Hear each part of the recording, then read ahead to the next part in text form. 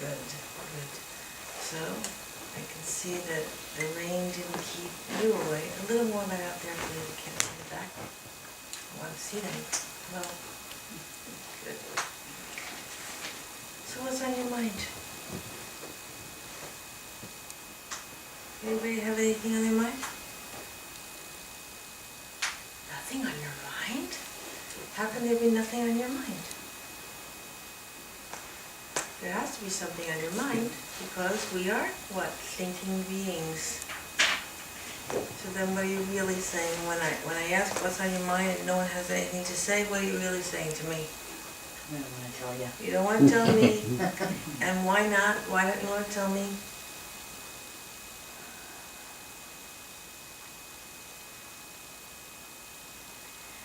What I've been struggling with lately is physical pain in the body. When I let go of everything else and trying to be still and quiet, I'm still left with that. Anybody else have this problem? Did you hear what she said? She's struggling with having physical pain in the body. Anyone else have this issue? Sometime? Yeah. I think probably everyone has, right? Mm-hmm. No one has it more than I do. You've come to the right place. Okay, that's like my favorite topic of all life. Okay, is this a good topic? Talk about what do you want to know? How to overcome this? How to stay peaceful, how to stay happy, no matter what's happening in the body. Sound like a good idea? Also, I can extend also to how to stay peaceful and happy, no matter what's happening anywhere, whether it's in relationships, in my own family, what's happening in the world at large, anything. But so for tonight, how to stay peaceful and happy, no matter what's happening in the body. Number one answer is, I think pretty much everyone in here has taken the course, except maybe one. Yeah, only one, I think. Dan, you haven't taken the course, have you? I've taken some of the classes. Oh, okay. Well, who can tell me the number one answer to how to maintain your peace and happiness, even though something is happening with the body? Meditation? Yeah, yes, but on what? Meditation means thinking. So what will I think about? Myself. Which is? My soul. Yeah, she said myself, which is the soul. When I understand that the soul is a completely separate thing from the body, right away I feel better. Right away I feel better. Because, for example, if this dress gets a stain or even a cut through it, give it a gash, just as long as you don't touch my skin, give it a cut, that will not affect me. Because why? I'm not the dress. I'm not the dress. Okay, so a couple of things happens when I have pain. Of course I have pain. We'll get to that in a minute. Pain feels bad, so it hurts me. But also there's fear. Fear that maybe the body will finish also. Right? We call it death around in the world nowadays. Call it death. However, most of us understand that there is no such thing as death because the soul is what? Eternal. Eternal. Eternal. So if something is eternal, then that can never be destroyed because the soul is energy. It's energy. Energy can never be destroyed. It can change forms, but it can never be destroyed. The body, on the other hand, is physical, just like the dress. It's physical. So this dress will finish. It'll get old and ratty, and I'll have to throw it out and get a new one. Luckily, I already have a closet full of them, so it'll be okay. Not a problem. Very similar story to that, but I won't go into it probably right now. So when I take off this dress tonight to put on my pajamas, I will not die from that. And tomorrow I will put this Punjabi dress back on again. And it'll look like I never took it off. But when I take off this dress, this is a costume, this is also a costume. When I take off this one, when it's time for the body to perish, it only has a certain lifespan, Everything has a lifespan, no? Everything. A tree only grows so high, it doesn't grow up to the moon, it has a lifespan and it falls over and dies. A rose blooms, starts with a bud, then it blooms. When it gets big enough, it doesn't just keep growing to fill the room or the yard. It crumbles and dies. But not before a new bud or seed has been created to carry on that continuity. There will always be continuity of the human soul. Always. So, when this stress is time to be removed, we panic. Because why? Because I think I am the body. So I think I am going to perish. But everyone in here, except maybe one or two, has learned, it's okay, has learned to and understood number wise. The understanding is what has to increase. Everybody that comes into that course, when I say, are you a body that has a soul or a soul that has a body, you're not missing anything, it's lesson one. So when I ask them, first question practically, are you a soul that has a body or a body that has a soul? 99% get it right and say I'm a soul that has a body and not the other way around. 1% may say I'm the body that has a soul. But then I convince them otherwise within about 2 seconds. It's not hard to understand that I am the soul. Number one is the soul eternal. Everyone says yes, even without a lesson. That's the first minute of the first lesson. Is the soul eternal? Everyone knows? Yes. Is the body eternal? Of course not. So it makes sense that I would be the long-lasting thing and not the temporary thing. But now deepening that understanding, that's where the work comes in. Because intellectually, even without a course, we all know that already. We all know that. You know that already, don't you? Yeah, and he's not even had the course. The rest of us have had the course. Number-wise, we understand the course. It's a lifelong pursuit to fully integrating that into the life. That means truly understanding. Intellectually understanding, almost worthless. It's a little valuable in that I can now begin to implement that. I have to understand it intellectually. But unless and until I get that into a visceral understanding, no experience in my life will change. Okay, so right away understanding that I'm separate from that makes it easy. Here's how. When I have yoga, when I have not just, this is not Raja meditation. Raja, Supreme, God. Meditation, thinking. So this is not Raja meditation, thinking about God. No, this is Raja Yoga. Yoga, link or union. The word yoke comes from it, to join together. So Raja Yoga, the link with the Supreme. So when I have that link with the Supreme, which you get to achieve, but you will because you want to. It's easy, it's not hard. It's not hard because it's who I really am. This is my natural state of being. When I have that, then 99% of the pain is removed. 1% is easy to handle, is it not? Yes, of course. Baba says it's like turning a crucifix into a thorn. A little splinter I can handle. That whole nail to the cross thing, that's hard. That's hard, right? So right away, that's a very easy method. But the method that I've used largely in my own personal life is this understanding of the drama of life, the scenes of life, like all the world's a stage kind of thing, right? And we're all just actors acting out our parts on the stage. Right? Because when I understand that every scene in this life drama is not only perfect, and you'll understand more after tomorrow's class. Yesterday's or tomorrow's, depending on which one we're going. When we understand that, or just trust that. I trusted it long before I understood it. I really did. Years before. When I understand, though, that every scene of this drama is not only perfect, but beneficial beneficial for me, then I embrace every obstacle that comes my way. And pain in the body is an obstacle. However, it's one of the best obstacles to get. Why? Because I'm not my body. If I have mental pain, that's different. That's a lot harder because I am my mental, so to speak. Because the mind is part of the soul. Right? So that's harder because that really is touching me. But when it touches the body,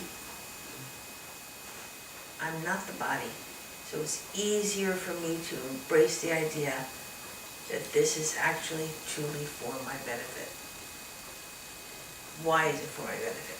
It gives me an opportunity to gain the type of virtues and powers that are required to lead a happy, beneficial life. A life that not only uplifts myself, but uplifts all others as well. This is a good life to lead, is it not? Yeah. Who wants that kind of a life? Everyone wants this kind of a life, right? Anybody not want that kind of a life? Easier to count those. No, of course, we want this. Because we all want to be valuable, no? This is one of the reasons why are you satisfied with that answer, by the way? Okay. It's one of the, you can ask me more about that if you want to, but I'm going off a little bit now. It's one of the reasons why we have such bad relationships all the time. Because I want to be in this huge world. You know that there's like 8 billion people on the planet now, nearly 8 billion people. When Brahma Kumaris first started, there were 2 billion, in 1937, there were only 2 billion people on the planet. That's cute. In less than 100 years, it's, I don't know what the multiplication of that is, but 8 billion is a lot more, it's like 4 times as many, right? It's cubed. Cubed. Lori says it's been cubed. Right, 4 times as much. Is that what that means? Yeah. 4 times as many people in less than 100 years. And so what's happened is there's more gadgets now to keep us close together, and less of us feel connected with anyone. Yes. Now, isn't that curious? We have more ways to keep in touch and get together. Not only the computers and the phones, but also the airplanes and the cars and the trains and all of that too. More to keep us together, and we're more separate than ever before. Also happened in the last 100 years. There's a correlation there, I think. And so because there's so many people and no one really feels connected, we're constantly seeking out ways to make ourselves be noticed. Like, I'm still here, I'm here, notice me, I'm alive. Because it's very easy to feel unrecognized, unnoticed.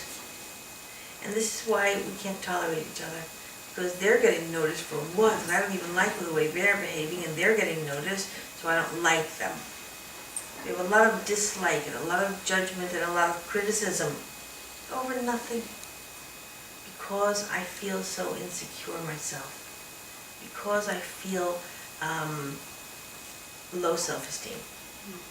Low self-esteem. So what do? I'm constantly talking. I do a lot of talking. I'm constantly explaining how it is that I'm really good. I'm constantly pointing out what it is I've done that is good. Right? Because humility has gone away completely. Low self-esteem and lack of humility go together. High self-esteem, humility go together. There's a direct correlation. Happiness and sorrow also correlated. You can guess with which, can you not? Low self-esteem, sorrow. Humility, high self-esteem, happiness. Ask a question. Was it okay? Yes. Are you, now, is it sufficient for you to deal with your pain? You have to, you don't have to, I have to. I'm not gonna use the word you, but don't think it means you, I have to. I need to really understand that it's essential that I develop these powers. It's a lack of power that's causing all my sorrow. It's a lack of power. I don't have the power to control my emotions. And this is why I want to change your behavior. I can't control my emotion. So since I can't control my emotion because you're tapping your finger, that's just so annoying, I can't even control my emotions for that. I say, you must stop tapping your finger. Or something bigger than that probably, but not necessarily. Could be something just that little. And so because I can't control my emotions, so that I should remain content or peaceful or calm or happy, if you're doing that, I say, you have to stop. You must change. And how often do you have success with changing anyone else? I've never had any success with changing anyone else, not even a child. They have their own personalities and they're going to do what they want. But children are different. We do have to try to guide them. But as far as adults go, you ever try to change a spouse? How's that working for you? Not so good, right? Because why? How can I change you or anyone else if I can't even change myself? Anybody ever try to change a habit? Yeah, sure. And it's hard, right? Did you succeed even? Going through. You're going through now. Here, also, the jury's still out on that. Many of us have tried to stop smoking, stop drinking, stop cursing, stop being mean to someone, or stop being late for work, or any of these, a lot of things, lots of habits. And we find it very difficult. Very difficult. Because habits are actually running our lives. We're one walking habit. So one of the main things we do here in Raja Yoga is learn to create habits that are beneficial. Because up till now, I've created a lot of habits. We don't even realize we're doing certain things. I've created a lot of habits that are very detrimental to my own state of well-being. And they also very inadvertently affect others in a bad way as well. Right? And when I'm doing something that hurts me, I'm also hurting others. Anybody notice that? So what's on your mind, Dan? I was just interested in when you mentioned the habits, Yeah. because from what I understand, about 40% of everything we do is simply a habit. I think that number's a little low. Yeah, that might be low, but that's... Yeah. It's really more like, I would say 100%. It's 100%. And then that's why it's just a matter of readjusting into habits that are beneficial rather than habits that are detrimental. Everything's a habit. Now some habits are more like addictions, and then they might be 40%. You know, we call those button pressing. You know, he presses my buttons, she presses my buttons. You just have to say that word or do that thing and I just go off. Press my button. You know what I'm talking about? Yeah. That means I have a big habit. It's more of an addiction. More of an addiction to reacting in certain ways. If somebody's mean to me, I cry. I get upset about this, or I get angry. So if somebody hurts me, what's the first thing we want to do? Hurt them back. This doesn't help anything, does it? Has anybody noticed that it actually makes them hurt you more? I raise my voice and he raises his more, and I raise mine more, and that goes up and up and up. The daggers come out, and there's blood all over the place, right? Meaning emotions. Emotions, right? And so then a lot of power comes in. If I gain the power, which is what I really want to do, I get the power to be able to not react in like kind. You know, they're mean, they say something mean, so then instead of me saying, oh yeah, well, that you, like, you know, get mean back, then they get meaner, then I get meaner, like this. Instead of doing that, instead I remain stable. I remain tolerant, for example. Having a sickness of the body or a pain in the body helps me to develop tolerance. Tolerance means the ability to give unconditional love regardless of what's being given to me, to not react, even in my thoughts. It's huge. And it's huge because, well, for one thing, you get a huge return for that. You get a huge return for that. We understand that once I get tolerance power, all other powers will automatically follow. That's how huge it is. Who feels they have a lot of tolerance power? So that no matter what comes, whether it's a physical illness or someone behaving not so nice, or the weather turns violent, I can tolerate that, that's fine. Anybody feel like that? No. No. It's a very rare thing. But once I get, does it seem like a good power to have? Yes. Because there's lots of obstacles that come in the world, no? Like daily? And not just one or two, but quite a lot throughout the day, isn't it? You know, I've never counted, but I would guess it's hundreds or thousands of things throughout the day that I have to tolerate, right? All sorts of people, all sorts of things, the body, events, weather, all sorts of things I have to tolerate. Unfairness in the world, there's lots of things that I have to tolerate. So I need this power of tolerance, and one of the ways that I get it is through physical suffering. That's what Lori wants to talk about a little bit tonight. I'm coming around to it eventually, in and out. And that's the way you get it. When I utilize any of the powers, tolerance, patience, cooperation, any of these things, then they grow. They grow. Today I might not have much tolerance at all.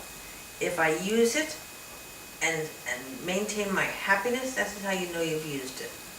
If I get a pain, or if someone's mean, and I maintain my happiness, truly, not pretending, truly maintain my happiness and understand that, okay, this is an opportunity for me to grow, for me to gain power, and I maintain my happiness, then I get a little bit of tolerance power. So now the next time that some instance comes, I can pass that test even easier because I have a little power already. So I'll pass that one, now I have two, etc. You've all heard me say this before. I probably should repeat it since it's being filmed, but oh well. But it grows, is the point. It grows because I have applied it multiple times, and so I gain more and more and more of it, so that when anything comes very unexpected and very suddenly, I'm prepared to face that. That's another power. Power to face. Power to face. But one thing I have to remember, not just that every scene is perfect and beneficial, but that the obstacles are not in the way, but they are the way. Without them, I could not grow. I cannot grow without these obstacles. It's not possible. If you're just sitting, everybody around you is perfect, and the weather is perfect, and the food is perfect, and everything is perfect, you'd have some other obstacle. You'd be bored, for example, but we're not going to get into that. But then you're not going to have, how are you going to get patience if there's nobody to tolerate? How will you get tolerance if there's nothing to tolerate? These are the opportunities. Just like you get a test in school, so that you can pass to the next grade level without the test. Nobody knows if you're ready to go to the next grade level. So you just stay in first grade for the rest of your life. You have to have an exam. You're not going off to college unless you pass whatever the final exams are in high school. We have to know.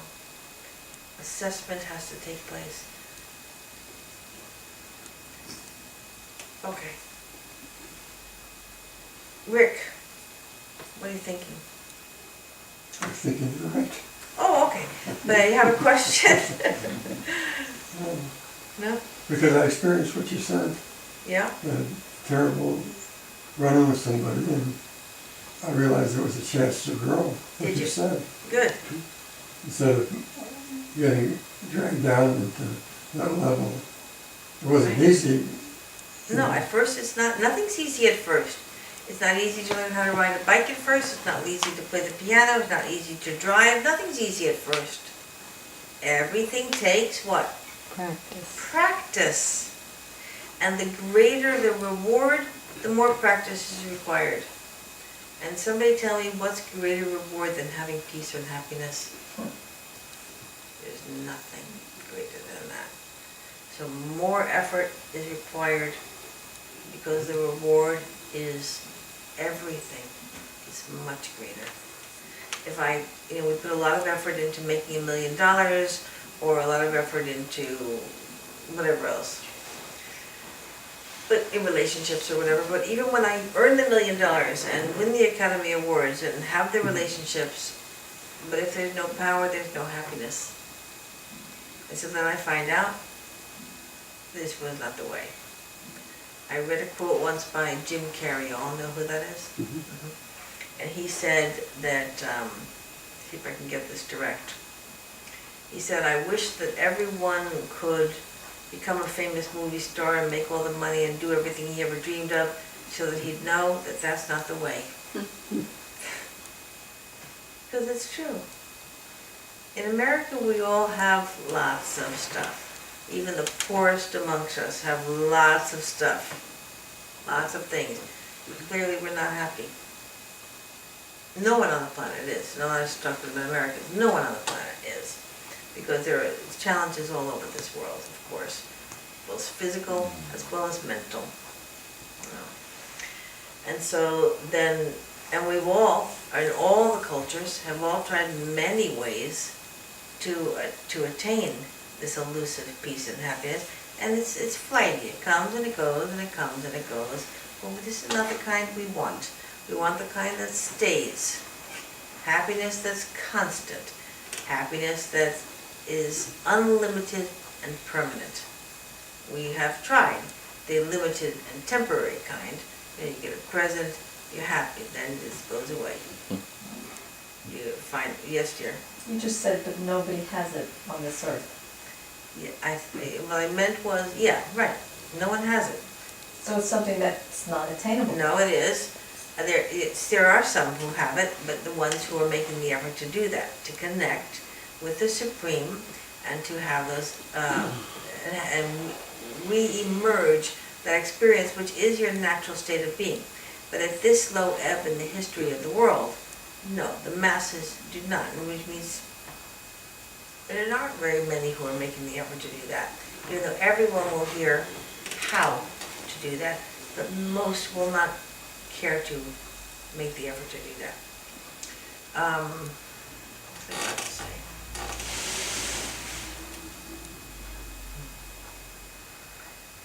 You understand? I was going to say something else, but I don't recall it. Because people tend, well, here's what I think I was going to say, something like,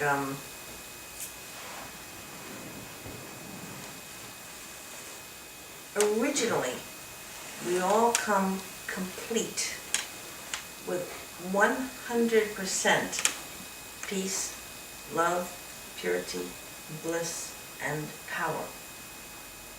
Sometimes called wisdom. But through much time, however much you want to think, whether it's in one lifetime What I'm really referring to is many lifetimes. I've forgotten that. And the main reason being that I've forgotten that I'm separate from the body. Originally, when I know I'm the soul, then I'm intact with unlimited and permanent happiness and peace and power. But as I become more and more body conscious, I start to think that I'm my dress instead of the person wearing the dress.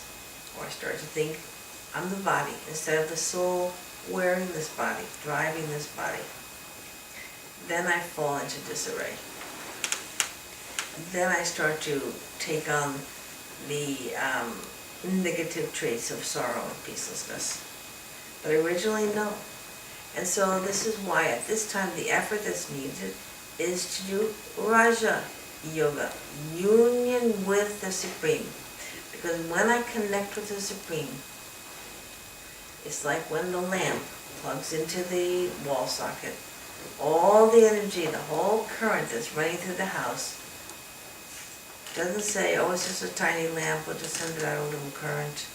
No, the lamp literally becomes part of that whole circuit. It has usage of all the current in the entire house. In the entire house. Same thing happens when I plug into the Supreme. When I have union with the Supreme. Then all of the power, all the unlimited peace and love and happiness, etc., that the Supreme has, is all mine to use. It doesn't say, oh, Bhavna's just a little thing, we'll just send her out a little that. No, I have access to all of God's qualities. And that's how I regain my original state of being. It's through that.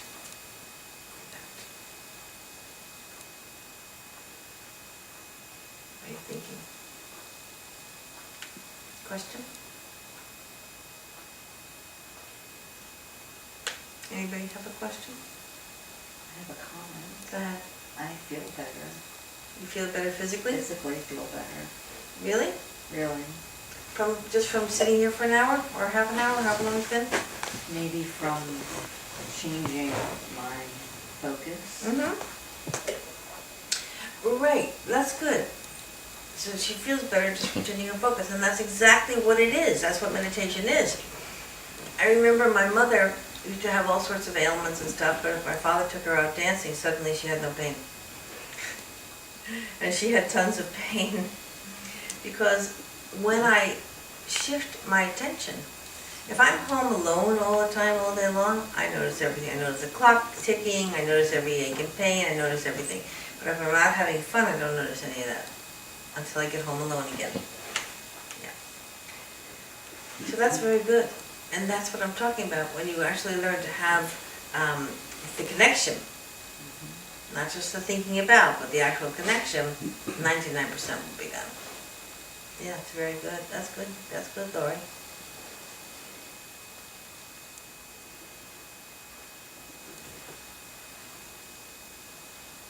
Kathy, Yes, ma'am.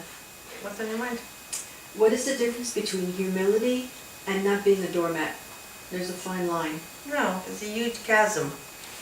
It's not a fine line, that's a huge chasm. Humility comes from soul consciousness, and being a doormat comes from body consciousness. The reason I think I'm a doormat is because people keep taking advantage. Taking advantage. No one can take something that I'm giving already. You hear what I said? No one can take something from me that I'm already giving to you. So a life of service is the key. Not that if I'm giving because I want to take, if I'm giving to you because I want you to like me, because I want you to think I'm good or whatever it is, then that will of course give me sorrow. You should recognize me. It goes back to what I said earlier on, that everybody wants to be recognized. One method we use to be recognized is to give everything to everyone, do what they want, etc. Right? But we fully expect, even if I'm not fessing it up, I'm fully expecting that they better say thank you to me and tell everybody how great I was and show me some kind of respect now. Some kind of love should come my way. And when that's not given, then I feel like a doormat. But if I'm just giving to you naturally anyway, you're not stealing anything from me. You certainly can't steal my self-respect, because I just gave it to you. So a life of service is another way to not feel any pain. Because when I get outside of myself, I literally, do things for others, get outside of myself and think of others. Like the commentary we had before this was you first, me first, you first. That's a fine line. But when I get outside of myself and have a life that I'm giving, thinking of others for spiritual service, not just from driving into the airport and watching your kids all day long, not that. We also have to understand the difference, Kathy, between what spiritual service is and what regular worldly service is. That's different. Nobody's calling me up to watch their kids or drive them to the airport all the time. I mean, I'm not saying that I wouldn't do that occasionally if that's what happened, but generally that's not my role. My role is spiritual service, and then that's different. And that doesn't mean just sitting up here speaking. That's the least of it. That's the least of it. It's a way of being a powerful being that doesn't react. That's real service. If I let you behave the way you're behaving and I don't react to it, then I'm cooperating with you and giving you an example of how to truly react in a spiritual way. And also, it's a form of mercy, because the only reason that people behave like that is when they're upset. And so now, instead of pressing the button and invoking my anger and my wrath, it invokes my mercy. Right? So that's a different thing. So what was I saying about her service? When I get outside of myself, I literally get outside of myself, and I don't feel the pain or my worries. If it's a mental pain, I don't also think, because I don't have time to think of it. I'm busy doing other things. But when I'm sitting home alone with my own thoughts about, oh me, poor me, the body, the sickness, the money problems, the relationship problems, whatever it is, then I'm putting all my thought there, and so that becomes bigger than it actually even is. But when I get outside of myself and do service, then it becomes smaller even than it actually is, until it just goes away. But the power, the residue of power remains. And one of the reasons why I want to pass these tests as they're coming up is so that I don't have to repeat them.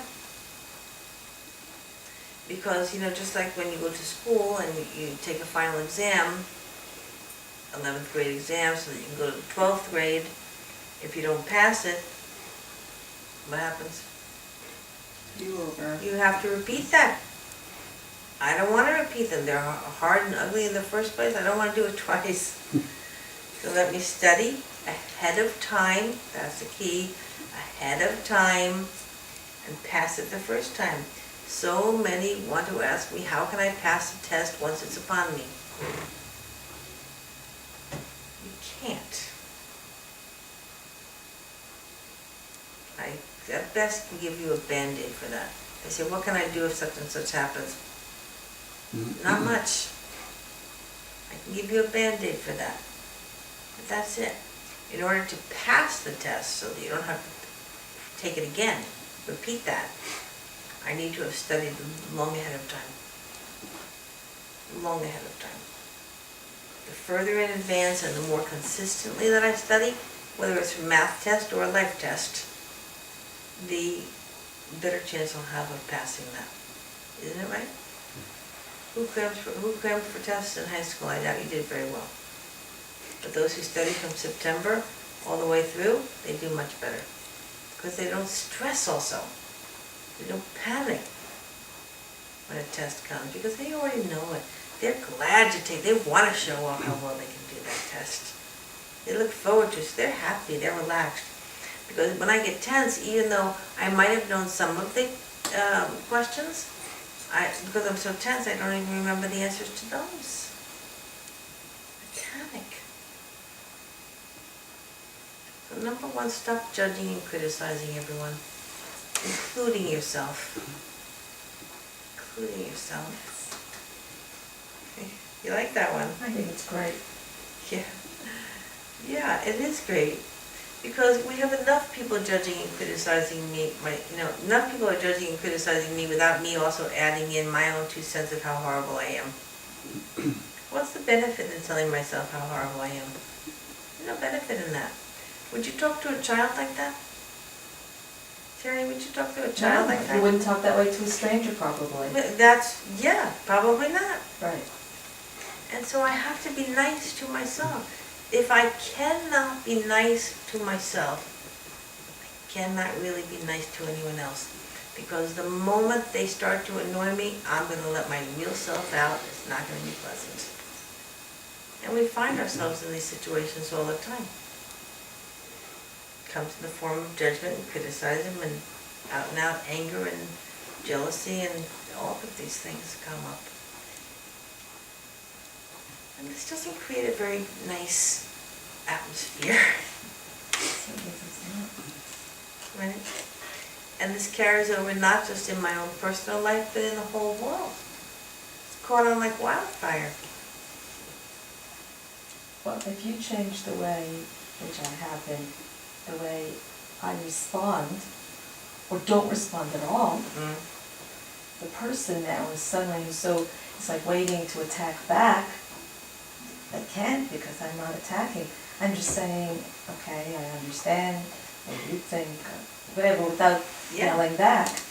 And it certainly creates a different atmosphere. Completely. Because they're lost suddenly. That's right. And it takes a certain amount of power to be able to restrain yourself from setting them straight. Of course, because I know the answer, but, Right. Yes, we know you know all the answers, Terry. Exactly. All of them. That's right, exactly. So if I change, when I change, the whole world changes. It's the ripple. And it'll start with my immediate world and ripple out to the entire world. That's how powerful we all are. See, sometimes we don't recognize that we see such a big world, and along with my low self-esteem, I also want to say, oh, what can I do to change anything? I'm just one person. One soul has a great deal of power. It's just usually so negatively used that it looks like it's powerless. But when I get that harnessed in the correct direction, I have a huge impact on my immediate world and the world at large, because it does, as Terry said, ripple out to infinity. Infinity. I affect my child goes to school, it affects his 5 or 6 friends. Well, I'm going with a very young age here. Growing up child, and he goes out with his grown up friends, and then they go to their families, and their families go to this one, and the next one, and the next one. It goes out to the whole world. That's why there's always that 5 degree or 6 degrees of separation. You know, we all are really very connected. We're all very connected.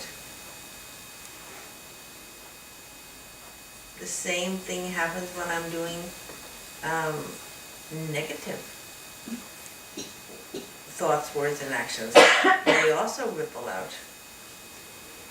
Good or bad? How do I want to affect the world?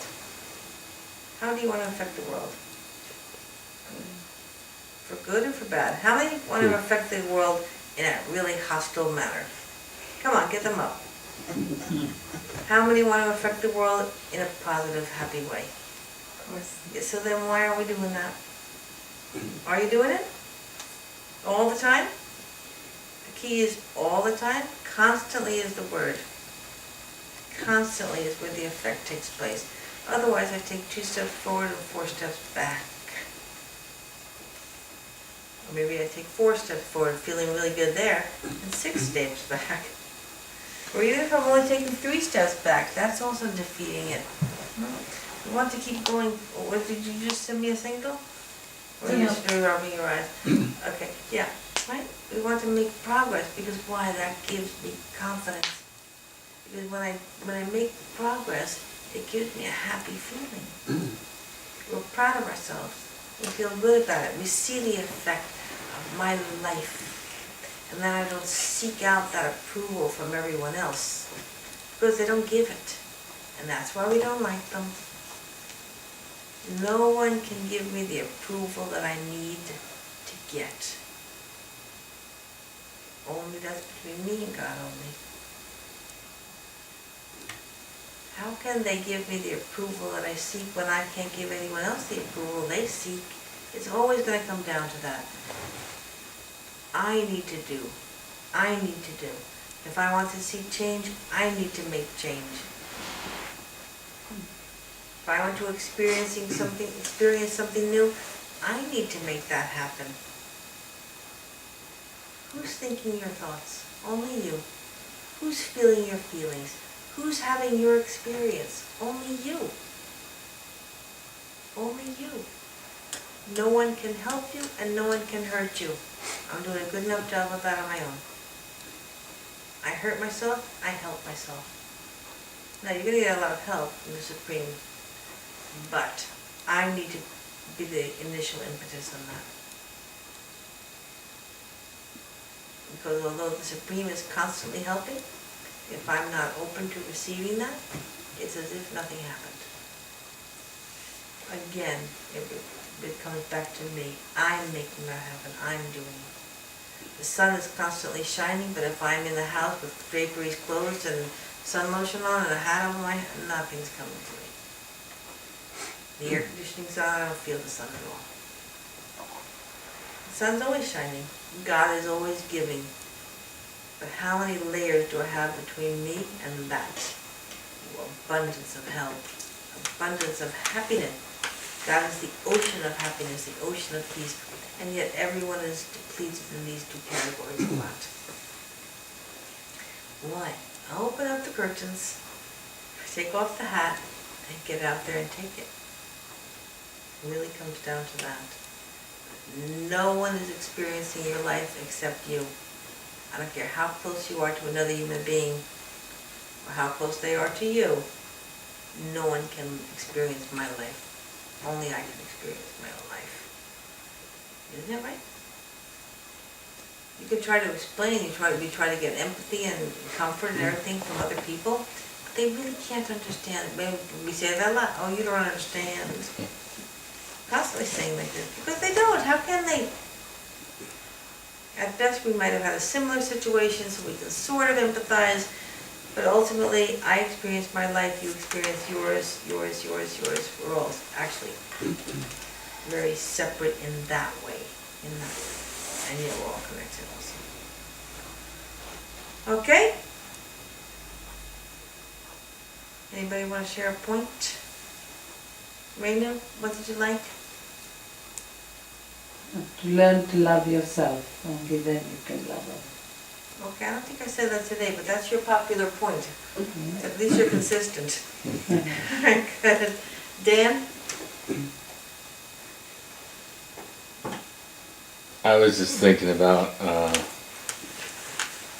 with the different cultures, like when you spoke about, as Americans, even the poor of us have a lot of stuff. Yeah. But at the same time, as Americans, the reason we have more stuff than other people is we tend to work more hours and we're under more stress and our health's not as good. Yeah. So there's a Yeah. give and a take with everything. Right, you earn more in New York too, but life costs are much more too. Yeah. Right. Vinny? You see, it is something very difficult from my side. I'm talking about myself. Yes. That I have gone through a lot of different careers in my life. And I went through practically, I think, the whole world because of the naval career. Now, because in those days I was sort of, what is the word? From morning to night, even when I was eating, I was still working. So having gone through all that, when I finally decided that I've done enough, now I won't do it, I'm finding that many a time, not all the time I would say, many a time I feel, why am I here? Why can't I do something worthwhile? So in my case, a lot of my friends who are, similar to me in my career, they always talk like this to me, that now what is bothering you? Now actually it may not be bothering me, it is just that something has come in and I'm trying to spend more time on it to see why and how and all that. But that's how it has been for me all my life. Laura, do you want to say something else? You? Got anything to say, Sam? Your point about not,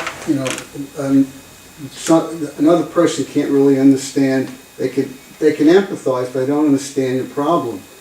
And it's true, but at least in this country, we have so many, like AA, for example. If you're an alcoholic, everybody else is an alcoholic, so there is a commonality. Yeah. And so they do understand what you're going through. Now, because I'm an alcoholic, I have trouble with my children. That they may not understand, but the basic issue is your problem is their problem. You have narcotic, opium addicts or whatever, or workaholics or religious fanatics.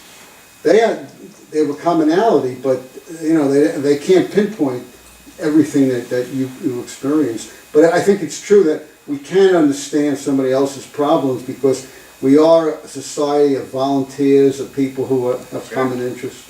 Yeah. Anything?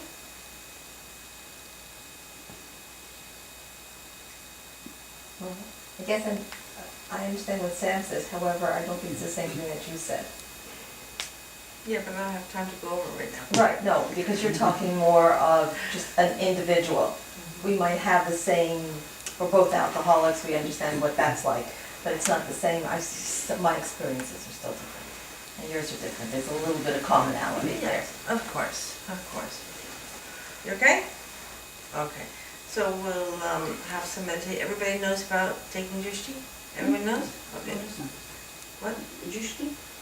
Oh, yes.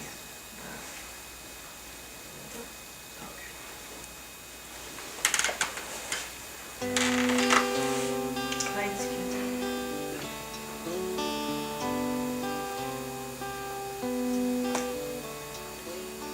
Where do I go with all these feelings and all these faces and open doors when everyone else seems so serene and I just feel so insecure? And where do I go when all the pieces of my heart lay on the floor? You say, come into the light, why don't you? Come into the light, why don't you? Come on now, come into the light.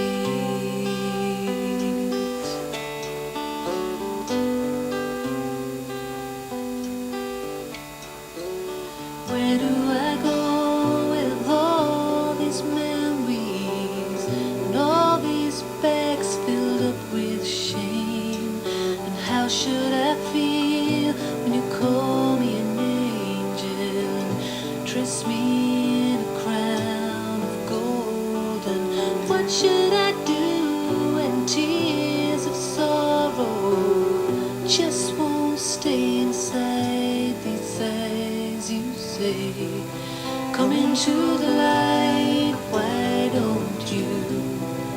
Come into the light, why don't you?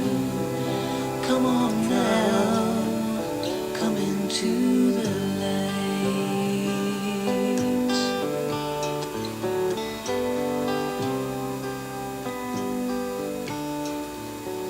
What should I do when a gentle hand reaches out to take my own? And how should I feel when tears of joy, they just won't stay inside these eyes? And what will I do when I start to love you and really trust and know you're there?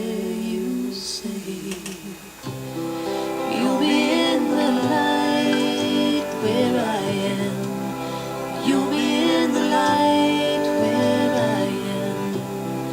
Come on now, come into the light. You'll be in the light where I am. You'll be in the light where I am.